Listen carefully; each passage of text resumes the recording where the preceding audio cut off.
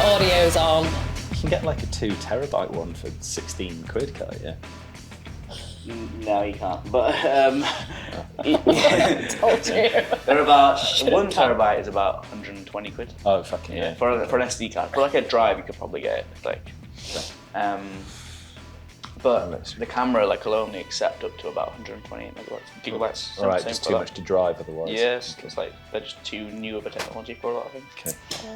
Oh. Everybody hurts. It's not as cold today, to be fair, is it? No, With my sweet socks on. I know, you're next to the heater as well. Are they slippers or are they socks? Slipper socks. A best of both worlds. Yeah. Best of both worlds. It's okay. Can you see if I'm actually still in shot? Yes, Yeah, you are. unfortunately. Well, last week I felt like I was really far away. That was intentional. Yeah. Yeah. How does that turn off automatically when it's not on its base? Yeah, like there's a little switch. That is clever, isn't it? Stop fires and stuff. Yeah, fire starter. Prodigy. Okay, good to go. I think we're ready. Yes. What's up, everyone? Welcome to the North Leeds Jitz podcast. This week, back on the show, Lauren Utley, Hey, hey.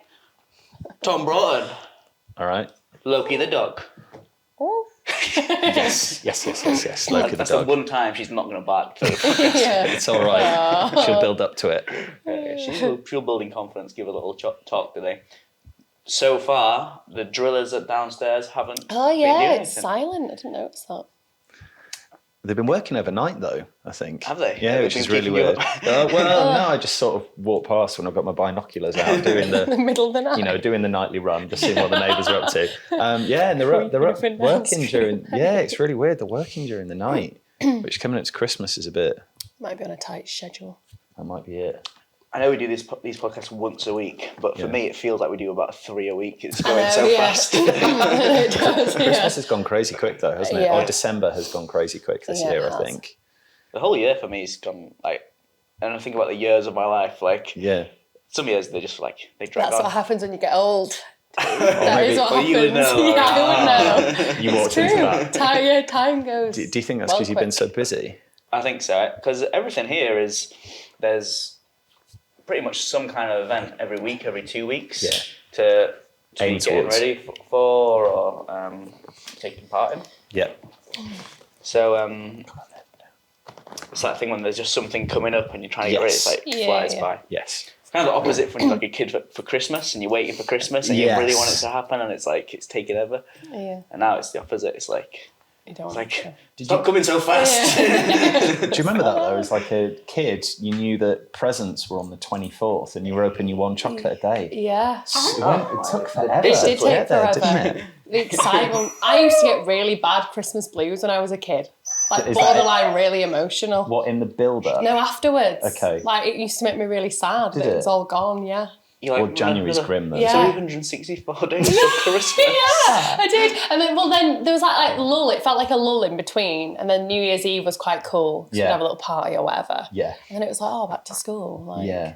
Yeah, I used to get really fed up about it. January's grim though, isn't it? Those are the strangest days of the year I find between Christmas Yeah, and it's New like, Year's. what day is it? You Just just like know. sat there eating Toblerone like breakfast and stuff. It's like whatever. Having cheese with Yeah. every meal. Yeah, there's no like loads of matter what. leftovers in the There's fridge. like all the chocolates that you didn't want to eat straight away. Yeah. You're like, Yeah. The gold coins. oh, wow, Yeah. all right. I'm not a fan of that interim period. It's a tough period, isn't it? Yeah, it's a weird one. I bet some people are quite busy between that though. I bet some people go and visit loads of family Yeah. and stuff, Yeah, whereas go out and do stuff. I just don't really do much. Sit at home. Exercising Toblerone. is probably like a challenge in itself. Getting a little well, walk in. it's not the time. No. Nobody starts a diet in between Christmas and New Year's. It's No. all about like whatever the first Monday is in January. Yeah. So I've started work, Yeah, nothing but sprouts for the next 6 months. Like half of my family's birthdays are in January though. I always feel really bad for them because I always think it's a Also, that's really bit of a expensive. naff. Bit selfish, isn't it? I know, and you've like used all your present ideas up at Christmas, and it's like, Yeah. what do I buy them now? Sorry, did that? Put that there. Okay. Ready for my close-up.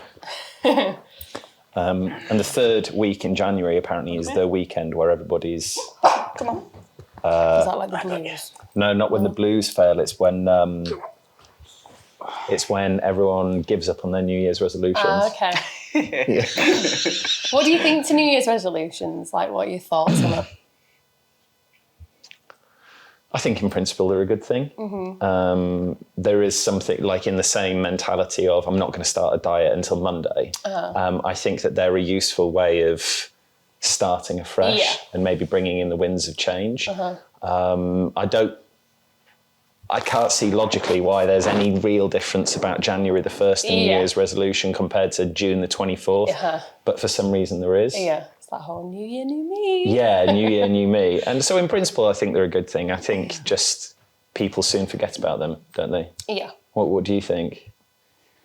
Yeah, same. I think like you said, I guess for some people it is that like significant time of like, right, I can make a New Year's resolution. But I feel like you said, you can do it at any time you want to, can't you? You can make a change for yourself. Yeah, make a change. Well, I suppose that's... Maybe there's too much pressure doing it. Everybody thinking they've got to have one. Who's bringing the pressure? Well, I don't know. The thought police? Yeah. Do you know what I mean? No, but some people might. Right, Mr. Do you know I'm what I just mean? here for your 3-month checkup. Yeah, some people might. So that's a nice way, I suppose, to introduce one of our topics today. Hit us up. We've spoken about having goals and intention in when you come into roles or to classes. Yeah. Do either of you have any specific jiu-jitsu goals or things related to jiu-jitsu for 2023? Do you want to go first, Lauren? Do you want me to go first? You go first. I was hoping you go first. I don't know. Well, we were writing them down on the cards, weren't we? We've all kind of been Yes. writing them down on the cards, which I found very difficult. Did you? Yeah, we did it together, don't you remember? We were meant to do short term, Yes. Medium term and long long term. Yeah. My short term and probably, was it my short term or medium term? Like a practical one is I want to work on my stand-up stuff. Okay. So non-existent. Yeah. Lauren's whole stand-up game of grab you and fall backwards as hard as she can. It's not. Call it right. Oh, I'm trying. To further that then, are you doing Coach T's stand-up thingy? I would like to. Yeah. I'm just conscious it's on a Sunday. Yeah, and you struggle with Sundays. Yeah. Yeah. Just Okay. with kids and stuff. But Yeah. and Hangovers. at times at like 9 a.m. Yeah. It's at 10:30, the later session, 10:30. the one that's still got a space available. Okay. I would like to. That would It's a stand-up game, 2023. Yeah. Here we go. Here we go. Cool. Space. Ooh. And what about competing? Think you compete? Yeah. Yeah. I would like to. Yeah. I think I still need to figure out what my motivation is behind competing though. Yeah. Because I think I know. Like, give me attention. Yeah. I think I think from starting competing, Come on. Come here. Come. I don't think I really knew why I was doing it, and I think the pressure of it all probably was a bit much, and now I'm just a bit like, I think it's more for me, it's just like a confidence thing. Okay. Doing something that is something that's out of my comfort zone. It doesn't really matter to me anymore. I don't think about the outcome. I think for me to actually go and do that is a big thing for me. Yeah. And I think, and every time I've done it and lost, I've definitely learned something, like we said, that they're the things that you remember. So I feel like it's beneficial for my jiu-jitsu development anyway. But yeah, I think for me as a person, it's, growing up, I always didn't do things because I always feared about like what people would think or being judged or not being good enough. So I think for me to do that and not really care anymore in a good way, not like, I don't care. That I think is more of like a personal development thing for me. So I think I'll just do it when I want to do it. Okay. And I think as well, like I've always dieted for it. Yes. Which is intense, and that's a lot of pressure. Whereas I think I might just go in whatever I'm at. It's not just Because stepping. I don't think it's that beneficial necessarily. It's not just competing. Is not just stepping on the mat on the No, day. Is no, it? no. There's a lot that goes into it. No, yeah. The worst bit for me Although is Sam Hewitt did that, didn't he? Didn't he just go to that one the night before, realised he registered, and he was like, and killed went, it. Killed everyone. Killed it, yeah. Had like, he must have had, maybe it wasn't this many, but maybe 10 matches. Yeah. And I think he won all of them on submission apart from 2. Yeah. Which is just, I mean, just chill out, mate. Do you know what I mean? Just stay at home and Give everyone else just a chance. have a burger. Yeah. No, I'm joking. That's very impressive. So yeah, I'm not like, I need to do this many next year, and yeah, because some people have said really specifically. Yeah. I think maybe Joe Russell had he said, did. I'm going to do X number of I think it's competitions. 5 or something, didn't he? Yeah, which is admirable. Yeah, man. I was interesting you said about competitions, bringing on your jiu-jitsu. I randomly was watching an Instagram video, as one does, and they were talking about how doing a competition prep, say of 2 months, is equivalent to like 6 months of training. Okay. Normal non-competition training. So if you compete, you will come on so much quicker than if you don't. Yeah. So I suppose there is something in that. Would you agree with that? Do you think there's anything in that? I think it's not so much training for a competition, but training with a purpose. Yeah. Okay. It's like, if you train with a purpose, then rather than just a strong motivation behind it, which competition is going to give you, then your training's going to improve way faster. But it's not necessarily the fact that you are booked in for a competition that makes you any better. Yeah, it's the fact that you've lit a little fire under yourself. And if you're the kind of person that can self-motivate without that kind of external event that's about to go on, then you'll improve just as much as anyone else, I think. Okay, cool. And how about you, Coach T? Now you've had some time to think. Yeah. I'm really bad at setting tangible kind of goals in which you can actually reach. It's like one of my biggest goals is to be a really good martial artist. But you can't really say, I've ticked that box ever. It's like a constant goal I try and hit every day, and hopefully just one day at the end of my life I could be like, all right, I think I did a decent job. But for 2023, I feel a lot of pressure at the moment to improve my own jiu-jitsu game, having recently been awarded my brown belt. It's a lot of extra pressure to be at a certain level, which is really just self-imposed, because as I spoke about last week with you guys, the belt really doesn't mean anything in terms of technical ability. If you look at, Jeremy, Canadian Jeremy, for those that I don't know, he's also a brown belt, but like the gulf of technical ability between us is, infathomable. So it's only really a self of where I feel I should be. Yeah. Considering where Mike thinks I should be, or where Mike thinks I am. So I try and bridge those two gaps.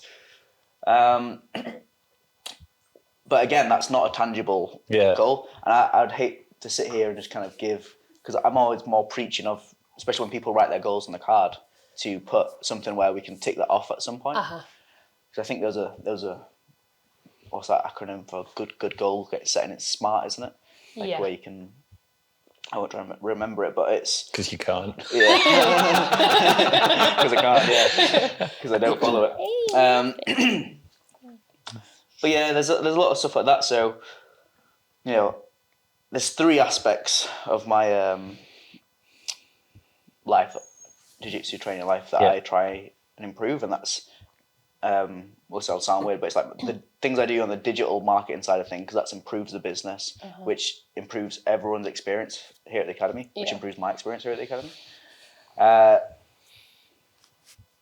My ability to coach, which I see as a very separate yet parallel path to my ability on the mat, and then my ability on the mat. And those 3 things, they're sometimes difficult to work in tandem.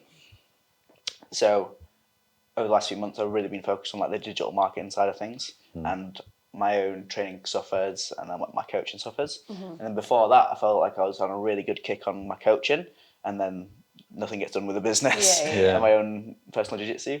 So maybe it's time I'll focus on my own little jiu-jitsu for a bit, which kind of maybe has started a little bit because I've really been doing a bit of a deep dive more into leg locks. So it's a new aspect of things to really delve into for me, which is good.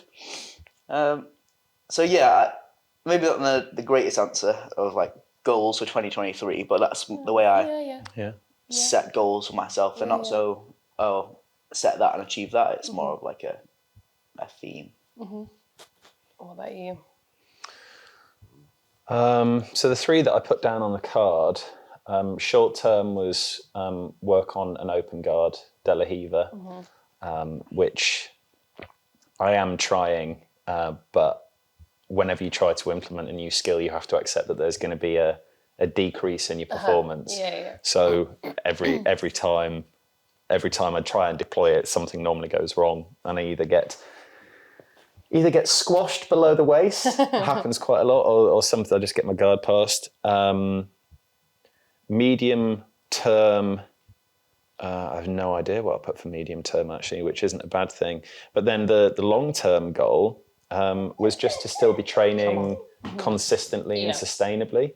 And I've said sustainably, and people said, "What do you mean? Are you going to be like planting trees, like environmentally friendly?" And I think I just meant train in a way which I can sustain whilst balancing the other elements of my life. Yeah. And I think what you're talking about there really is just life balance and spinning plates. And I think for me, I know if I went to jiu-jitsu every single day of the week and did every single class, or I did no classes whatsoever, those 2 things for me are easier than balance, because the tap is either on or off, and it's always that middle line which is the most difficult one to navigate. So my long-term goal is still be training sustainably where I can try and balance everything in my life. And I do think that's underrated. Yeah. And I think that what I've learned as well, particularly in the past few months, is balance will change from week to week. You know, you might have a podcast one week, you might not have them the next. You might have the kids one weekend, but not the next. You might have a bug or whatever. So just because you get it right one week doesn't mean you're going to get it right the next week, because the circumstances have changed. Yeah. So talking about vague conceptual goals, mine is just try to be balanced in my training, so that I can go long term. I like that. I think for us, Harvey really talks well about the consistency in training being way more important than the intensity. And What's the matter? something I've What is the matter? thought about a lot, because I've had a few months of this year where I've been training like really intense. Like you're loads, 50 rounds in a week. And after every time I do that, I seem to get ill or pick up an injury, or something happens where I have to take a week out or a week and a half out. And that's really frustrating to have that kind of really high up and down. She really wants to play, I think. No. That up and down. Yeah, so now I'm having to... It's a weird one. I'm almost having to go against my own philosophies again that I try and talk on the mat, is where I will have to, let's say we're doing 6 6s, but to kind of limit myself for rounds, I might have to just call it early on the day, and then someone's like, "Oh, coach, do you want to roll?" I'm like, "Sorry, no." I could do another one, but my volume of training, if I just keep saying yes, is going to be so high. I'm not it's Wednesday morning and I've already hit 20 rounds this week. Yeah. I don't know what 26. That's 2 hours of full sparring. Yeah. Of literal in sparring time, not just 2 open mats. Yeah. So, whereas to the students, I'm always saying hit every round. Don't sit out if you're tired. Just go die on the mat. Your partner's going to get a good round. They're going to work their attacks, and you can think a bit more about your defense. But for me, it's more just about the volume of training. Then I'm also trying to lift on top, which is not new for me, but I'm not conditioned for lifting at the moment. So it's that has a big impact. Yeah. So if I'm always trying to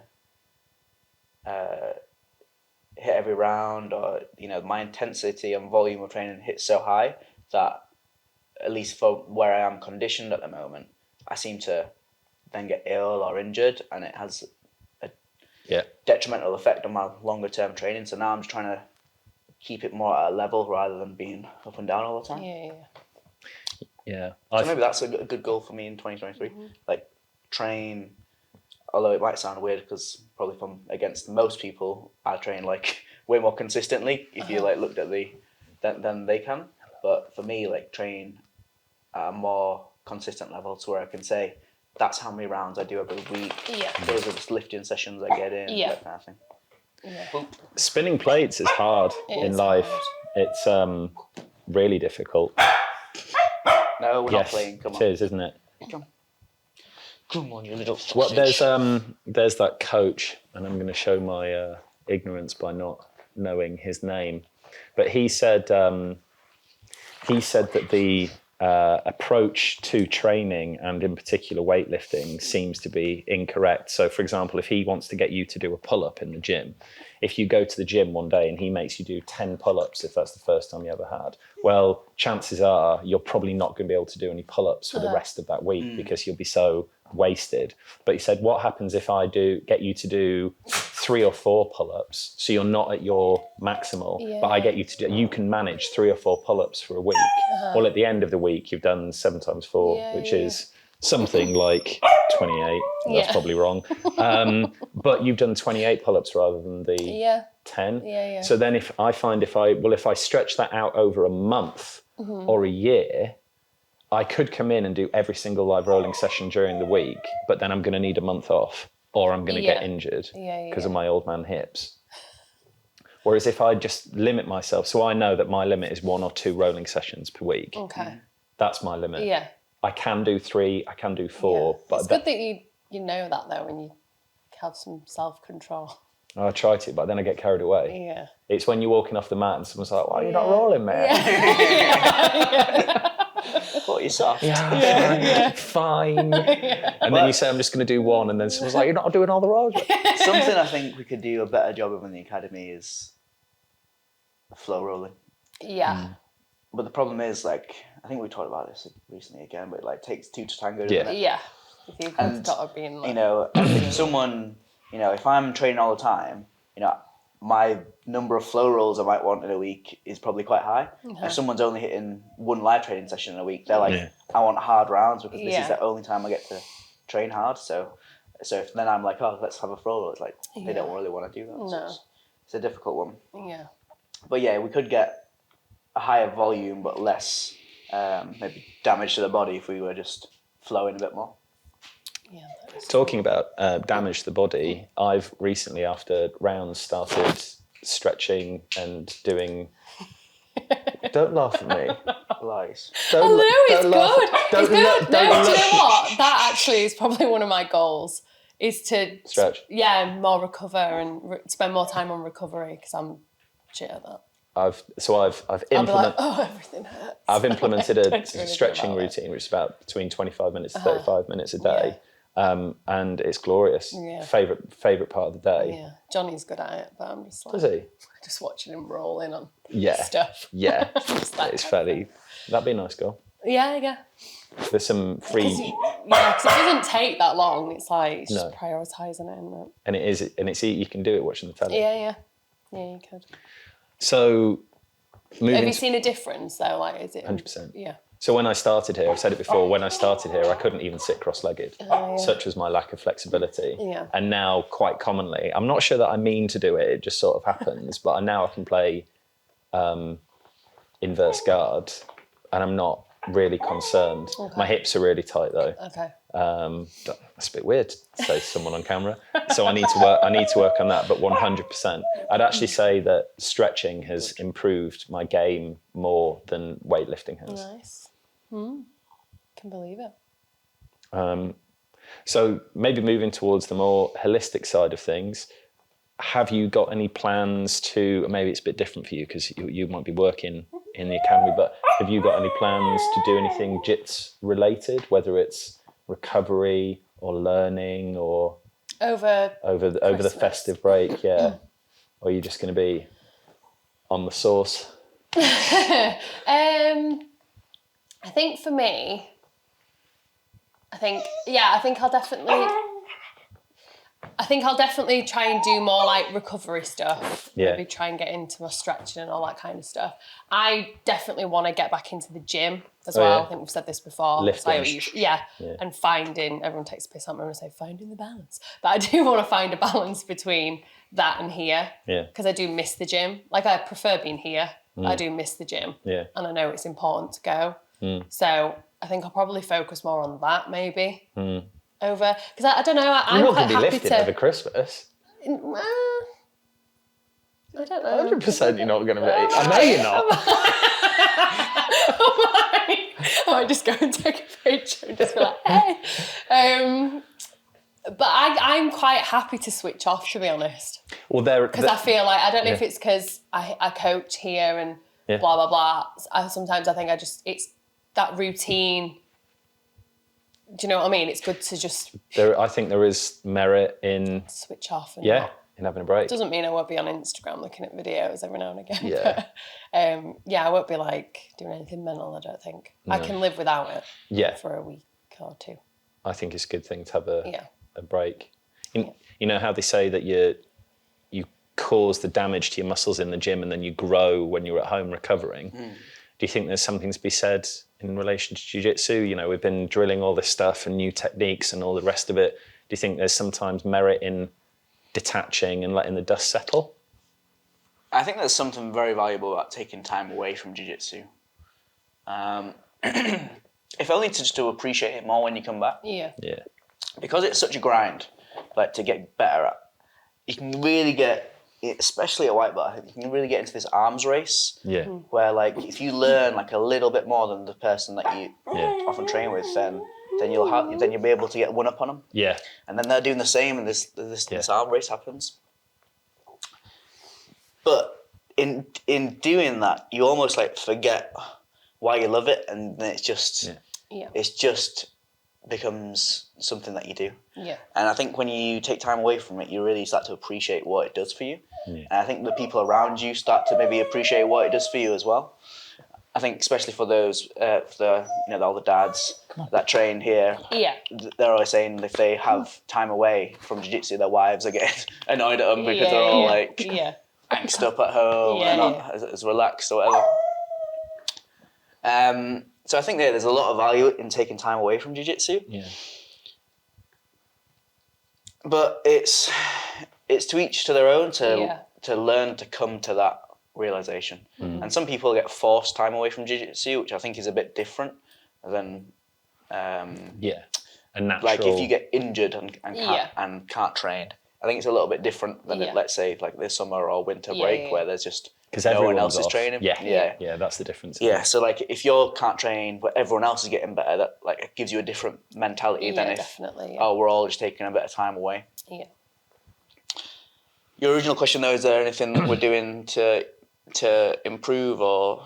Oh, it wasn't necessarily aimed at GBRL. Yeah. What are you doing for me? No, it wasn't that. It was just. What are you doing? You personally. You know, maybe watching an instructional or not lifting weights like Lauren or stretching like Johnny and foam rolling or, you know. Yeah, so I think the main thing for me is I've got a pretty good lesson plan together for my stand-up course that I'm running in January. Yeah, but cool. I'll really be kind of double down on that, make sure I've gone over everything again, which I'm really looking forward to because I love the stand-up position and I love teaching it and love learning about it. Yeah. Apart from that, nothing too jiu-jitsu specific. We've got some open mats, which I'm looking forward to. But otherwise, that's it really. Just taking time away. I think it's good to say I'm just looking forward to having the time off. Yeah. And, you know, either looking forward to or not looking forward to being with your families. Or looking forward to Toblerone or alcohol, as the case may be. So that's... Well, what about you? Because you're hitting it up in Mexico, aren't you? Yeah, I'm going from Mexico. So I think that I will continue watching some instructionals on De La Riva. But that's only because, frankly, I enjoy them. Yeah. I'll continue stretching. And I will, when I'm away, I'll start lifting some weights, because weightlifting for me has completely gone out the window with me doing my 30 hours of jiu-jitsu in December challenge. So that's about it. But I think I'm aiming to come back refreshed. Yeah. And what I want during Christmas is to come back really looking forward to training again. Same, That's the only that's the only goal for me. Do you struggle not doing jiu-jitsu, or will you be able to just switch off? And so the reason I've done the 30 hours, so I don't know, I've told you, in between the 1st of December and then the break, I said I'm going to do 30 hours of jiu-jitsu, whether that's classes, live rolling, or study halls. And I've got 3 hours left, and I'm going to do 3 hours this evening. Tick. And the reason that I've done that is so that I can say to myself during Christmas, it's all right, you can have this figgy pudding because you've done you've done 30 hours. I don't think that's healthy. No, that's not healthy. No, but YOLO. And so I've done that, and also the fact that no one else will be training, so I won't have FOMO. I think that's a big thing, isn't it, when you know. What about you? How are you feeling about not training? I think I'm just like this month in January. Yeah, and I think a lot of people might get like that. You feel a bit burnt out, don't you? It's like, I'm just a bit like, I feel like I'm tired when I'm turning up, and it's all a bit, so I'm a bit like you. I think I'm ready to just switch off and then come back focused in January. Winds of change come through. Not like the whole new year, new me, but like it's another year of training, isn't it? Yeah. It is. It's a start of something fresh. Yeah. But I think there is just merit in having that time away. Yeah. Although I probably will do open mat. So will you? Technically, is it not really having much time? Not really a thing. So we've done goal setting for 2023. We've done what are we going to be doing during the Christmas break. Working. Toblerone, figgy pudding. Weights. We're going to come back and Tom just fucking jacked. But can't even touch my toes. Did either of you, would you like to talk a little minute about your stand-up? We've mentioned it a few times, but would you like to talk a little minute about your stand-up course? What are you thinking? So it's called Fundamentals of Standing Position. Will primarily be based around takedowns from the standing position. Obviously there's guard pulling from the standing position as well, which is like a slightly different topic I want to cover. But it's going to be, imagine if the way we teach takedowns in class is almost like if I were to just show you how to do the finishing mechanics on an armbar or triangle, and then say, hey, go do that. And you don't really know because the kind of things that it needs to set up that triangle or armbar properly. You might kind of see a setup, but the things that led you there, you're not really sure how to do it. It's that kind of thing of, I think Hodger was talking about in that Lex Friedman podcast of, the way a black belt does an armbar is pretty much the same way a white belt does an armbar, but a white belt can't black belt an armbar, so like where is the difference? And it's all in the way it gets set up and things like that. So the course will be around Loki's tearing up a Santa hat, so keep it quiet. How do you even stand in jiu-jitsu? Like, what's the right way? What are the difference between kind of stances? What are your aims when your opponent has a different stance to you? How do we look to make a grip? How do we break grips? How do we off balance? All these kind of things. And then it'll focus on a very small number of takedowns and then some secondary options off of that. I've picked out what I think will be the most easy to learn, highly valuable in that they're effective, but also low risk in terms that if they go wrong, very little actually goes wrong with it. Takedowns that I think if you spent a decent amount of time on, you could take down the majority of people at your size and belt level within a few months of practicing them. And that I think will help people immensely, really, because it's such a important part of the game. You can obviously get people that just pull guard, but then you become very one-dimensional. In that, if that's the only thing you can do, then you become predictable. And off of that prediction, I can make decisions that's going to favour me. So I'm looking forward to it. It's been really popular. Had loads of people sign up already. Good. So I'm looking forward to doing it. But yeah, was there any kind of things that you think would be good to answer for people? Specifically on it? Yeah. So it's on a Sunday. It's on Sundays. How many sessions is it running for? Or the course? 4 sessions, but it's 5 hours. So the first one is 2 hours long. Okay. Because we're covering a lot of, things that, like that kind of how to make grips, how to break grips, kind of like talking about positions rather than actually like learning. So it kind of covers, so that takes a little while to get all that down. And then the other sessions will be more focused on the takedowns themselves, practicing that, maybe some specific training, all that kind of stuff. And this is a Coach T module. This is this isn't Tin and D'Souza product. Yeah. GB do have a curriculum that is for takedowns. Taught by Henrique Machado. But I believe he teaches it in Portuguese, so it's not it's not been taken up by many schools, I don't think. Plus, I think the way that takedowns get taught in jiu-jitsu are very strange, in that it's mainly people coming over from judo or wrestling, depending on gi or no-gi, and trying to work those techniques and philosophies into jiu-jitsu, but it's a completely different sport with different aims and different problems. So I think I had Farouk try and hit like he ended up pretty much doing a drop seoinage, but he was going for like a udageshi, which is where you kind of spin underneath. It's a sacrifice throw, not a proper throw. He's like, why did that go wrong? It's like, because you turned your back and gave loads of back exposure. And like in judo, that's fine because the ref will save you. But in jiu-jitsu, like, I'm on your back now. Right? And no one's coming to save you. Or, the amplitude of a throw in judo, like, means a lot. Or the amount of control you display. If in wrestling doesn't mean as much. If I can get you to butt hits the ground, that'll score me a point.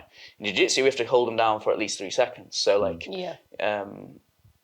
if you hit a takedown but it creates loads of space and that person just stands back up, it's like you might as well not even bother wasting the energy. So there's a lot of things like a single leg, great technique. I'll probably teach it in the course, but it offers a lot of exposure to submissions and counters. So you got to kind of know how to use a single leg properly, not in maybe a conventional kind of wrestling senses where you can just hold on to it for ages. It's kind of like touch and go with the things like single legs.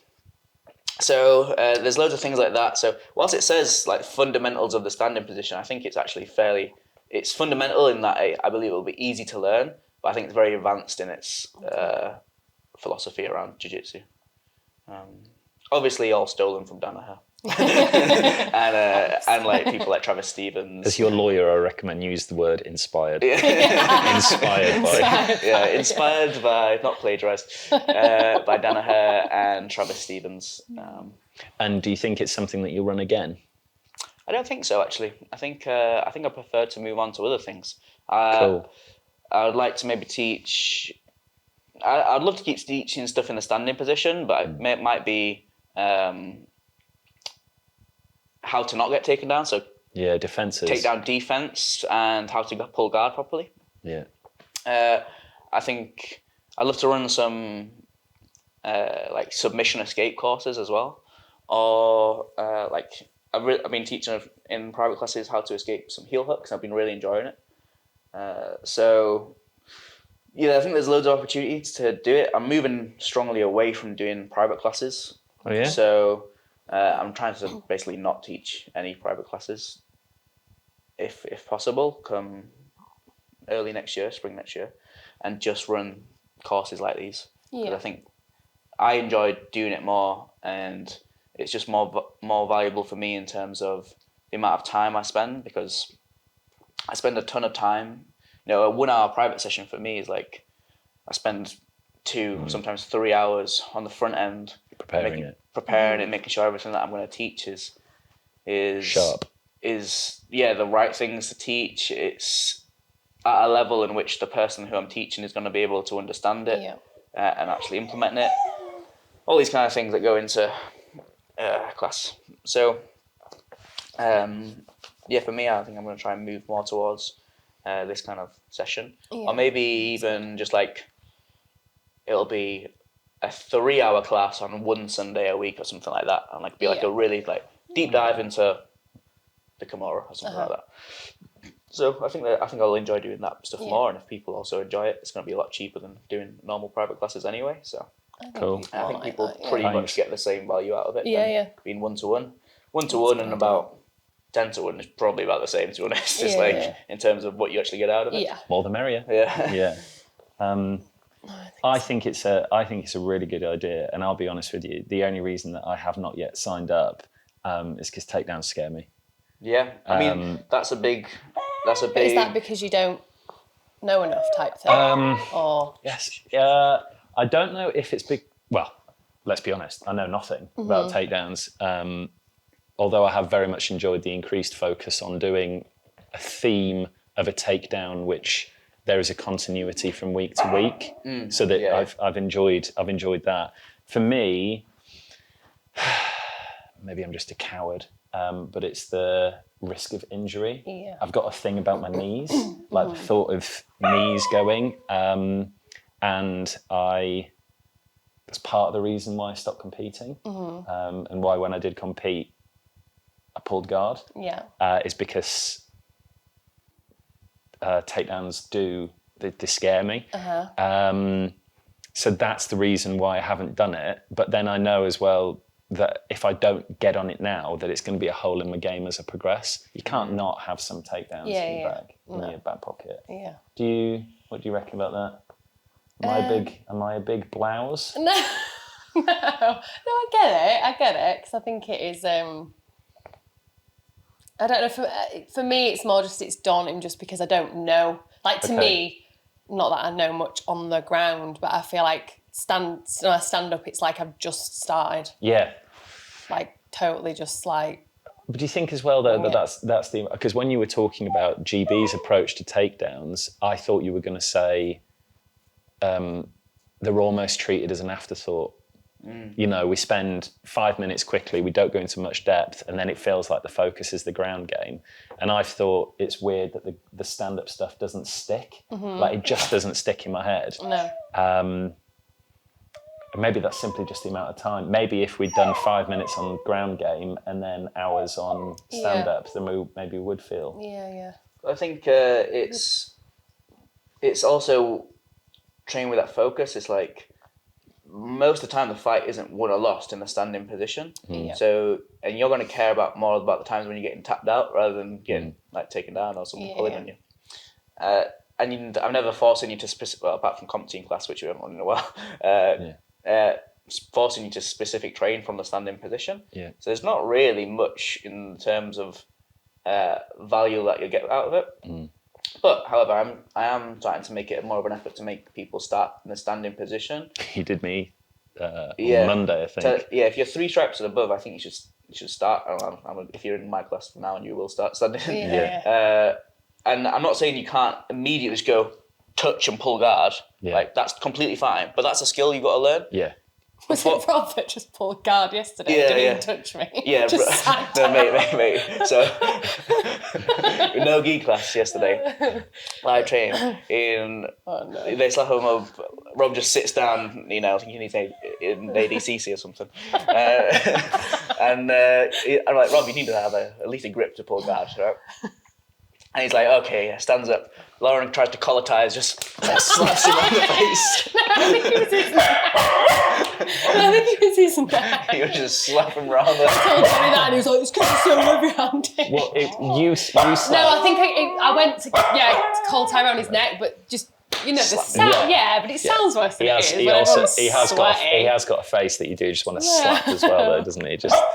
He walks in. That's Where's your little Christmas hat? that is really funny. Yeah. Do you?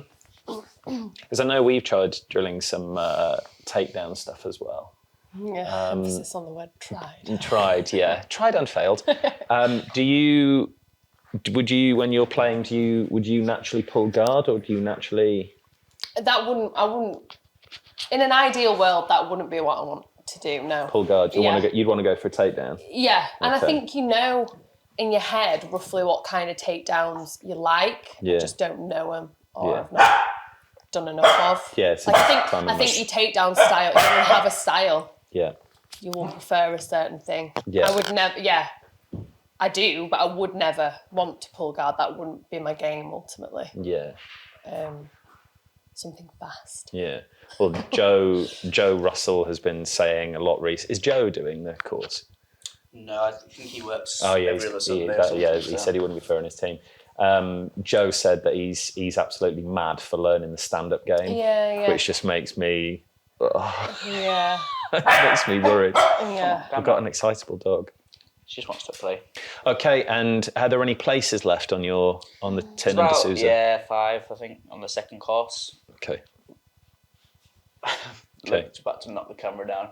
Yeah. Naughty dog. So if people want to jump on, they still can. Okay. Other forms you might see floating around. We've got my friend Richard, who's a black belt under Hodger, coming up on the 9th. Nice. He's doing like a really cheap seminar for us. And he's actually going to stay up for the whole week as well. Cool. Do some training. It's the 9th on Monday. 9th is a Monday. It's the first Monday back for training. Amazing. So it's usually a busy night for us anyway. So if you're coming down to that, stick 15 quid in a pot and you'll get a good 2 hours with someone who's really competed at some of the highest levels competed. Wow. You know, the world championships and compete all over the world.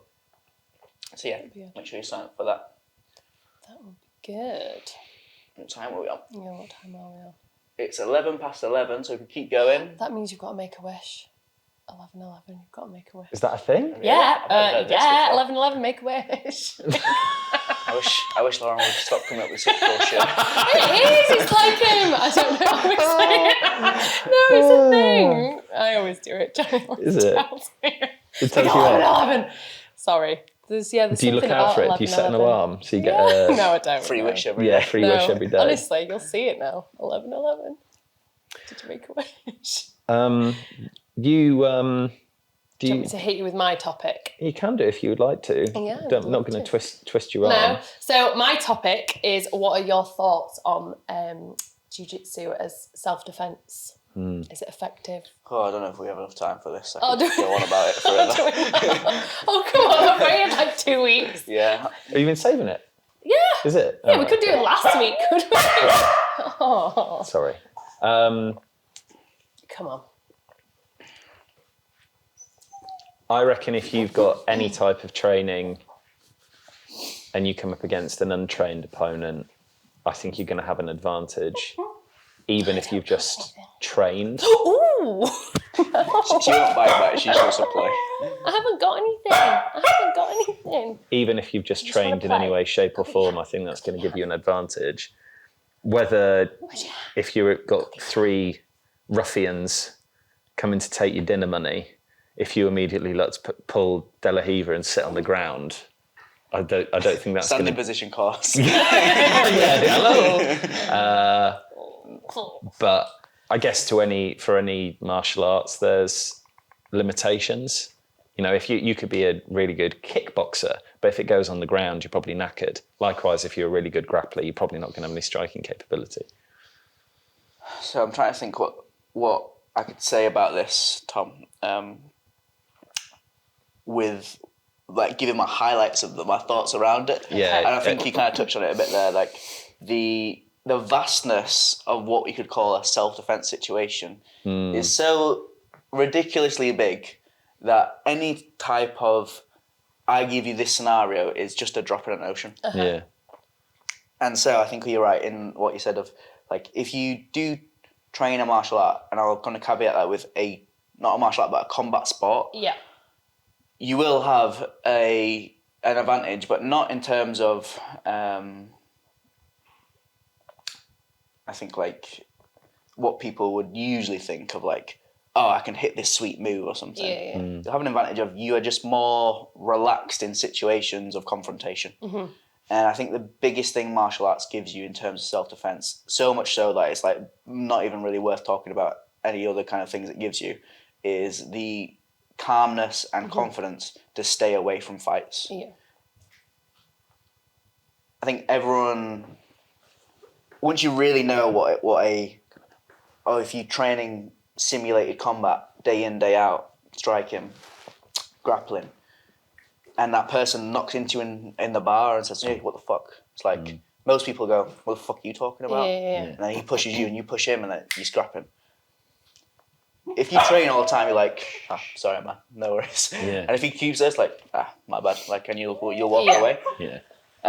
That's the real self-defense, I think. Yeah. That is the confidence to know that you don't need to impress or defend your ego by getting into fights. Now, what I will say on a more practical side of things is I like what Jocko said, which is you could learn boxing and Thai boxing, things I love. But if someone's trying to strike with you, you can still run away. Yeah. 9 times out of 10, providing you don't have a baby in a pram like that. Yeah. Someone's trying to strike you, okay? Quiet. I know you don't like self-defense, Lokes. It's okay. Whereas if someone grabs a hold of you, they've got a grip on you. Yeah. Well, now how are you going to run away, right? Yeah. You got to know how to disengage from a situation. But again, I think that's more drop in the ocean. Like, what if this guy has 3 friends with him? Yeah. What if he's got A weapon. a glass bottle? Yeah.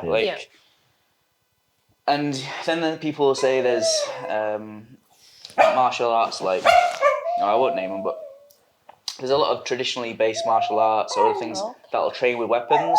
I think that's great for many reasons, but I don't think it's great for self-defense, which a lot of them preach. If you can't train it as a combat sport against a live resisting opponent, I think you're never going to know. You are like living in a fake world. Yeah, I get you. There's sort of the thing that you said last week about you're never going to know if it was 100% legit tap unless it's in competition. We're in the same weight, I'm the same weight, we've got the same belt on, and we're 100% going from it. Yeah. You're never going to know whether it was truly legit. You picked the worst times to play Loki. Oh no! I've made it worse. Loki can't. Yeah, you have made it worse. Go. I think that one thing that's jiu-jitsu specifically has given me some confidence in is if I need to control someone on the floor without hurting them, I know how to do it. Yeah. And that out of anything else gives me more confidence than. Oh yeah, I think you'll see like the Henna and Hiron, the Gracie brothers. They'll post videos of like one of their students have to. I'm not a fan of their videos. I have to say they're very energetic and they are very charismatic kind of like people. But the self-defense type of videos that they do post of like, I saw one yesterday of some airport worker.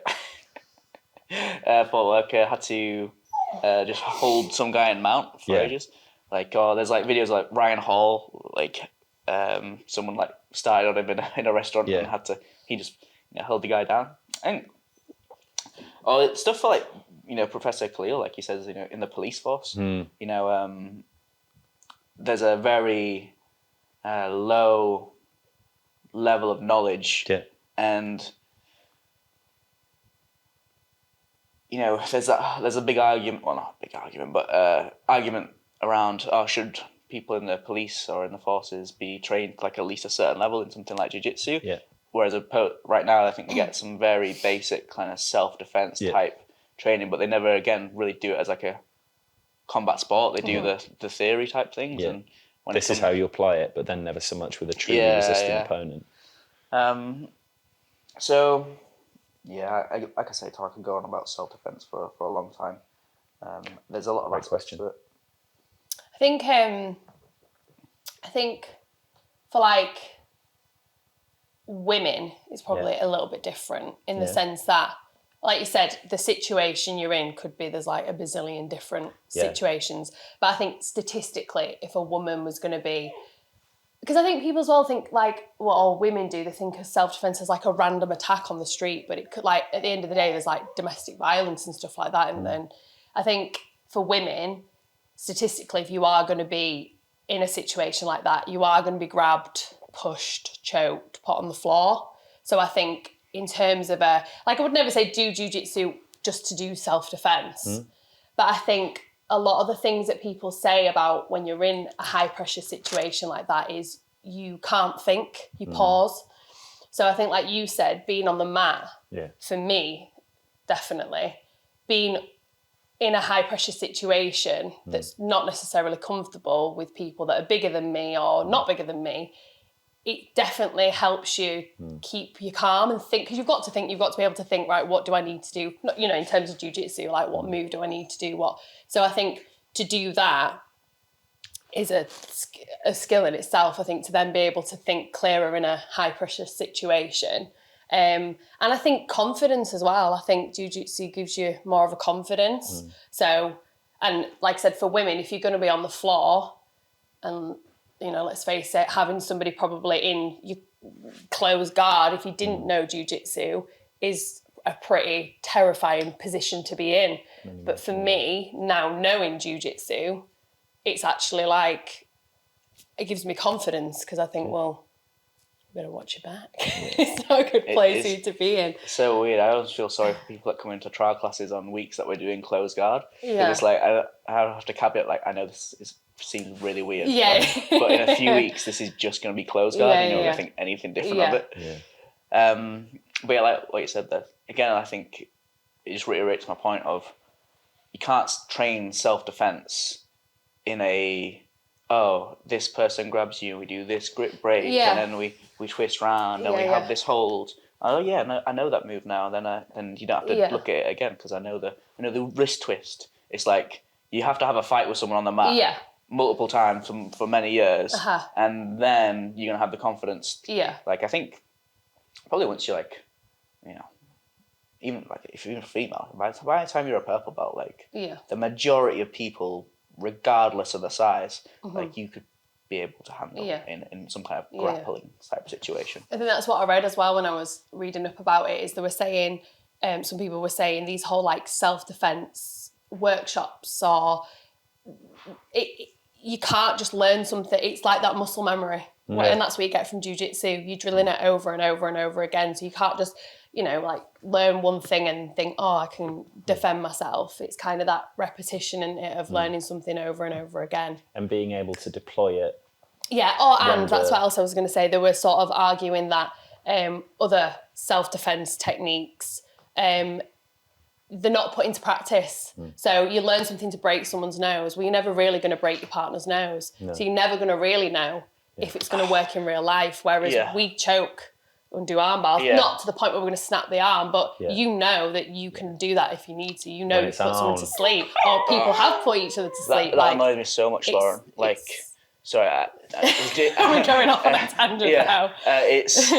There's especially women's self-defense. It's like, then we hit them in the groin and we walk away. Yeah. It's like, break the wrist. And hit the groin, I could still keep fighting you. And that's what they say. They arguably argue that, you know, kicking and punching, it's going to aggravate them. And the percentage of, and not being sexist, but a woman being able to hit someone or kick someone in the exact spot that's going to take them down and can stun them is really low, low. And if anything, it's going to aggravate them. Yeah. So. There's like, anything's around like, gouge the eyes, or I'll scratch, I'll bite, and like, or I'll get my keys in my hands. Yeah. Fucking such bullshit. Like, I hate it so much. Like, it's just ridiculous. And I think it's such an important topic to discuss. It's the same for me when people do like basically dojo fake martial arts. It annoys me to no end. But like you said, to be fair, pre-jiu-jitsu, that would be what I would think I would have to do, is scratch someone, kick them in the balls, carry my key between my fingers. Like, that is what you think is your option. Whereas I'm not, and like you said, I'm not saying that I would be able to be like fucking Catwoman and defend myself on the street like some sort of superhero. I might not, but it definitely gives me way more confidence. Something's better than nothing. Yeah, and I definitely feel like I'd be able to focus better. Yeah.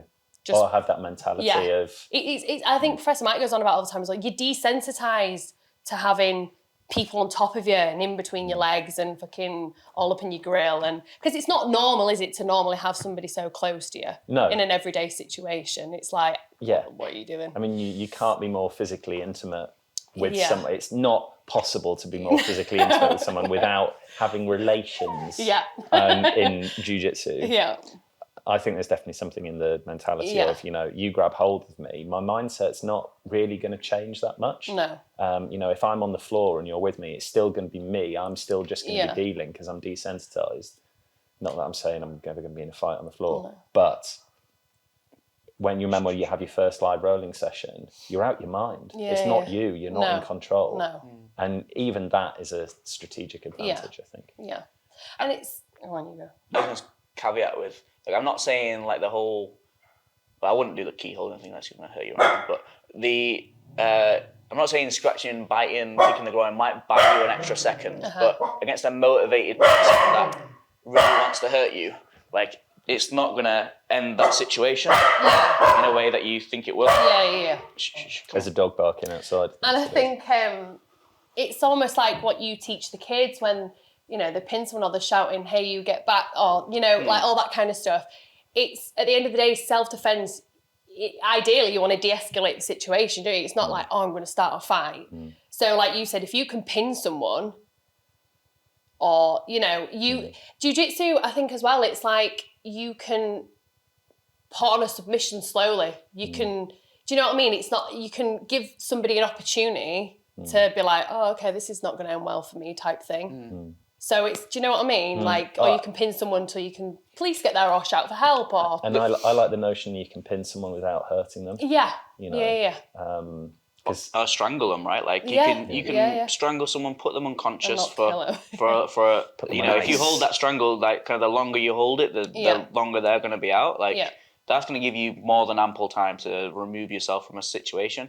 Again, this is all caveated on. This is a very particular situation where there's not you're not in public where other people would help you and or attack you. Or other people to attack you. We should do just one just on self-defense. I'll just rant for ages. We'll just get a cup of tea and just sit and watch. I think someone asked James Smith this though, and he said something like, you shouldn't learn something to avoid bad things happening or something. Right. And he was sort of saying he's not a fan of like self-defense. Yeah. So, that's an interesting perspective on it. Shouldn't learn something to avoid. He said something about extrinsic motivation or something. Yeah. I kind of get that, yeah. Like, I think that might be the reason, I think that's a reason a lot of people might start jiu-jitsu. Yeah. But it's very, there's been times in classes where I've been like, who's here for like self-defense and who's here just more for like, we'll be teaching a self-defense portion of a class. And I could teach it in terms of self-defense or I could teach it in sport and jiu-jitsu. So something like a single leg, you can teach in terms of like a self-defense type thing. Like what would I do if striking was involved or if there's other people around, that kind of thing. Yeah. Or I could teach it in terms of like, this is what I do in a sporting context. Yeah. I'm like, who's here for kind of more self-defense means? Like maybe 1, 2, or the newer students will put their hands up. And I'm like, who's here for more sport and jiu-jitsu? And everyone's like... but ultimately, it's that sporting kind of aspect that gives you the best self-defense, I say. So it goes hand in hand. Should we call it time? Yeah. That's the 6 sixes. End of the drive. Run all day. Yeah. Nice. Good. All right. Well, thanks for joining us again, guys. Is this our last one before Christmas? It isn't. Yeah, episode 98. This will be out this week. When is Christmas? What day is it? Sunday. It's this Sunday. It's 25th. It's usually same day every year. Yeah, it's usually around the 25th of December. I do know the date. I did mean the day. Yeah. Sunday, right? Yeah. When's New Year's Day next year? Yeah, it's Sunday. Yeah. Christmas Sunday, is Sunday. So when's the big 100th podcast coming Well, out. the next one is 99. I still haven't what I looked said. if the video and audio for the one we did at Meal Tavern is feasible, but I get the feeling it's not. Okay. Which is kind of why I've not looked. Okay. That's probably good. But yeah, maybe we can plan something for the new year. Yeah. Sounds good. Cool. Something to look forward to. Episode 100. Or if you guys are around, we can always... well, you're not around, but... I'll do it remotely. Yeah, we'll just zoom you in. put me on a thing here. I'll be on the beach with the cocktail. Yeah. Hola, ¿cómo estás? Okay, well, thank you, Lauren. Thank you, Tom. Thanks, Coach Have T. a great Thanks Christmas, for having me. everyone. Yeah, have a great relaxing holiday. Yeah. I can only apologise for Loki's behaviour. I think she was quite good today. I don't know if you'll be invited back on, Loki, so we might leave you at home to be sad. Put it to a public vote. yourself. Get them to vote. Yeah. Okay, thanks, guys. See you next time. Horse.